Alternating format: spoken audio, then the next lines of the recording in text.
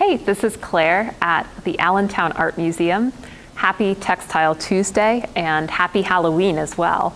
We have a special treat today. We're going to look at a quilt, which is one of the 60 new works that were installed in our American galleries earlier this fall. And it has some whimsical and sort of spooky motifs on it, making it a good choice for our Halloween Textile Tuesday. So this quilt has really an eclectic range of imagery. We have some everyday objects, like you have a violin here, some birds, very normal, mundane, a lot of botanical motifs, plants and flowers. But you also have a definite kind of mystical flavor to it as well. We have some examples of toadstools and spider webs. A little bit lower down, an owl and a smiling moon. Some more celestial motifs, our personified sun, moon and stars. We have a frog and spider, and then another one sitting underneath a toadstool. And we also have some kind of imps and other sorts of little mystical creatures. So over here in the center, we have, some insects or maybe fairies or elves. We have this banjo playing fish mermaid, not sure exactly what's happening here. A lot of owls and bats as well. So a lot of different, quite a range of material in this quilt. And so thinking about the influences that led the maker to include all of this material, one major influence in the late 1800s, which is when this is from, is the aesthetic movement, which in Europe and the United States, starting in the mid-1870s, this idea that art doesn't have to have a meaning or a higher moral purpose, it can just be beautiful. And so this leads to this interest in pursuing art as creating beauty, as creating pleasure for the viewer, and this idea that your whole home can be artistic and having tasteful decorations. And with the aesthetic movement, there's also a strong interest in Japanese art and decor.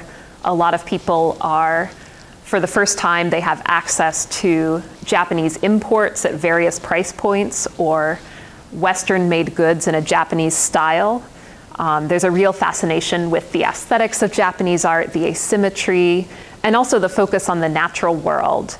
And so with the aesthetic movement and the influence of Japanese art, you see, a greater interest in maybe the more creepy side of nature, what's not traditionally been seen as beautiful in Western art. So you have, serving dishes with insects crawling on them. And so here we have, of course, our spider webs and all of our kind of decomposer sort of creatures like mushrooms, things associated with night, bats. And in Japanese art, actually, bats are associated with good fortune and happiness. And so they're actually quite a common motif on textiles, on porcelain. And so I think that's definitely an influence that in the West, American and European artists pick up on in this era.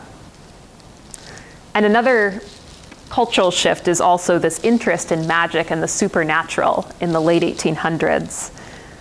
Throughout the Victorian era, you have kind of this shift in terms of how people see the modern world with science and industrialization, and then also this trend towards secularization, a movement away from traditional faith and understandings of the world. And so fantasy, in literature, in imagery, magic become really popular, kind of in reaction to this.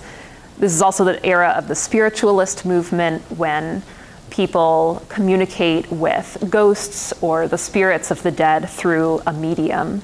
So this interest in the supernatural. And so the style of embroidery here This is called outline embroidery or red work. Traditionally, it's done in red thread, though this example is blue.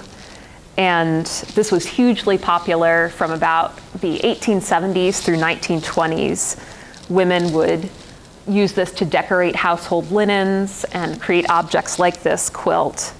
You could purchase these kinds of patterns commercially. For instance, the tails you lose, heads we win pairing here with the cat and mice is really typical of what you might find available for purchase, this kind of motto and everyday or more sentimental kind of fun imagery.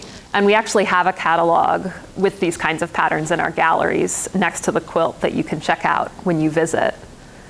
We also have women in this era who were tracing advertisements or illustrations from books. And I suspect that could be some of the sources for some of the images we see here. For instance, this kind of owl monster chasing a little elf or person. You know, you feel like there's a narrative behind that. So maybe that's a potential source. We know that the maker of this quilt, her name was Bertha because she embroidered it in the top corner, as well as the date she completed the quilt, August 13th, 1887. And so I really encourage you to come out and visit the museum, see this on view in our American galleries.